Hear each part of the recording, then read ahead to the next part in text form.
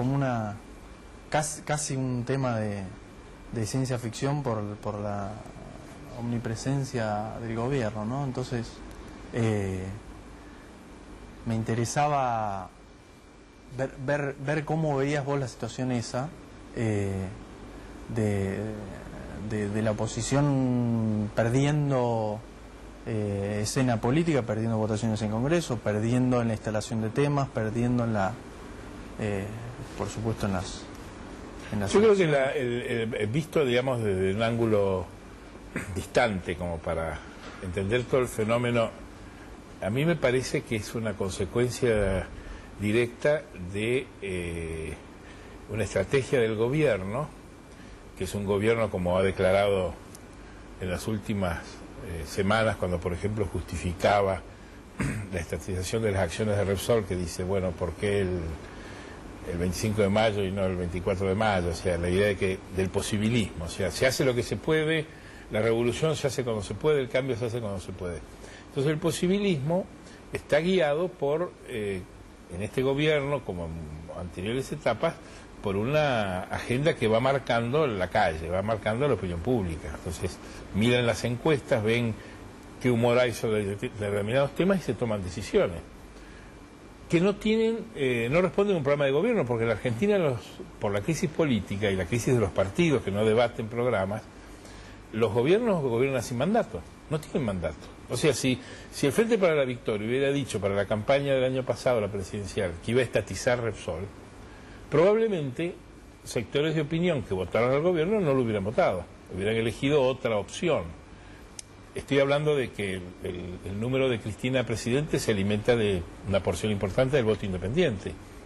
Probablemente el voto independiente, que ya no iba a votar a un Ricardo Alfonsín que decía no me voten porque pierdo, a una Carrió que dice ya me bajé, y a un Wiener que no sabías para dónde iba, a lo mejor votó al gobierno. Ahora, si el gobierno hubiera tenido un programa y hubiera tenido un mandato a cumplir y hubiera dicho lo que va a hacer, ¿a dónde voy yo?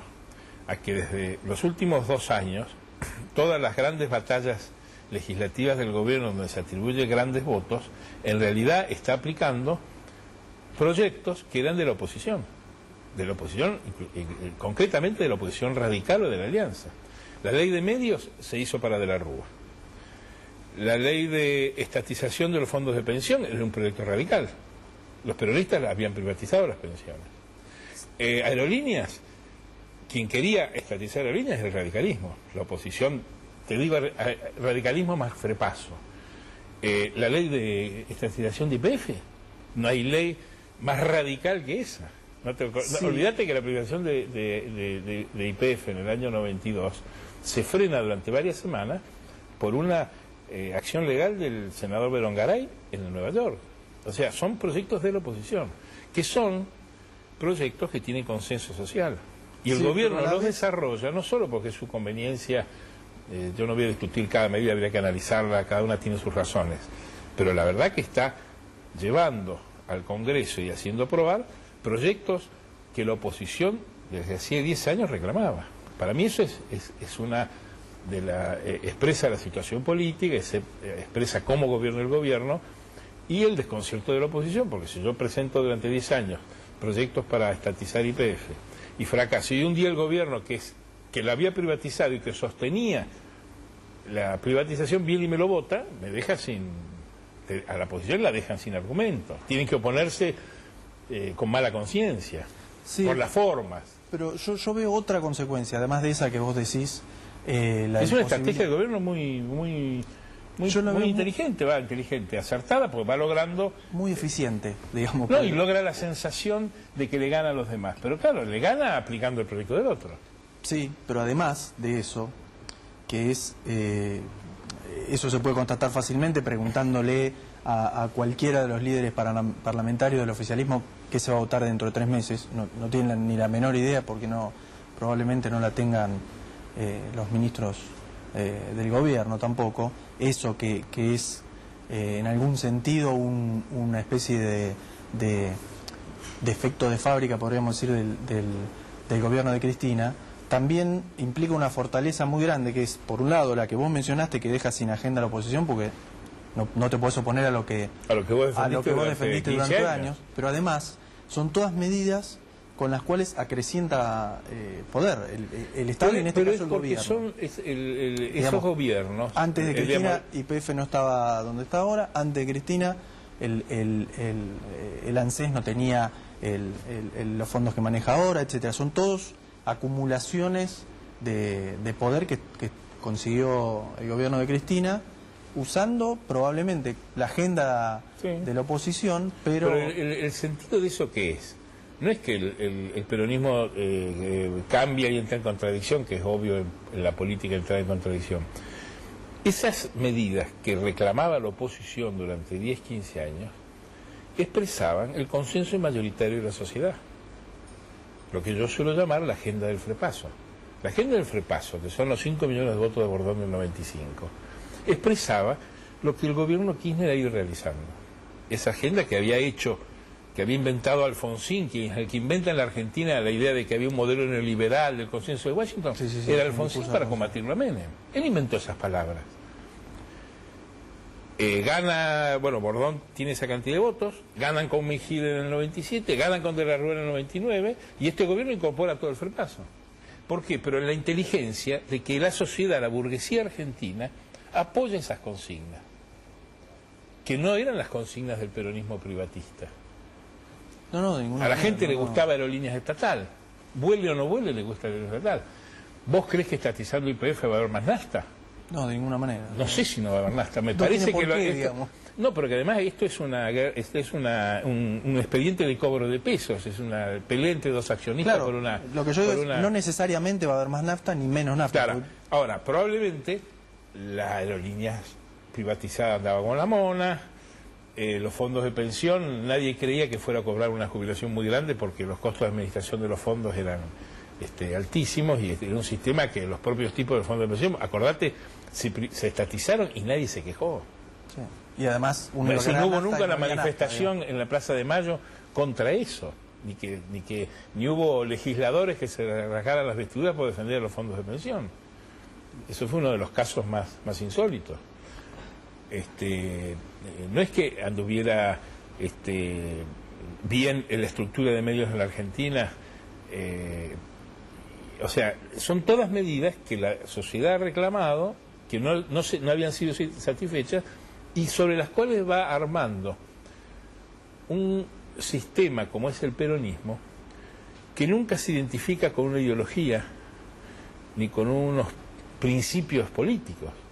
Es decir, el propio peronismo se ufana de contener todo, desde Eve de Morafini hasta, qué sé yo, Redrado, desde Prat Gay a Luis de Lía. Todo eso está contenido por el peronismo. Y no es el kirchnerismo, el peronismo siempre fue así.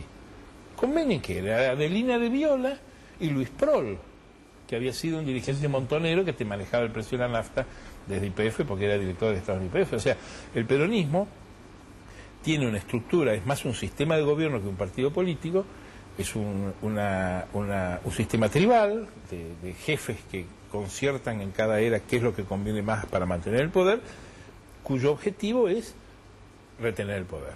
Cuando el peronismo no tiene el poder, como pasó en la época de Alfonsín, se desbanda, y acordate, a lo mejor vos sos muy joven, pero los que vivimos ese proceso en los años 80, se hablaba de la desaparición del peronismo. El tercer movimiento histórico, donde traían, Alfonsín tuvo ministros peronistas.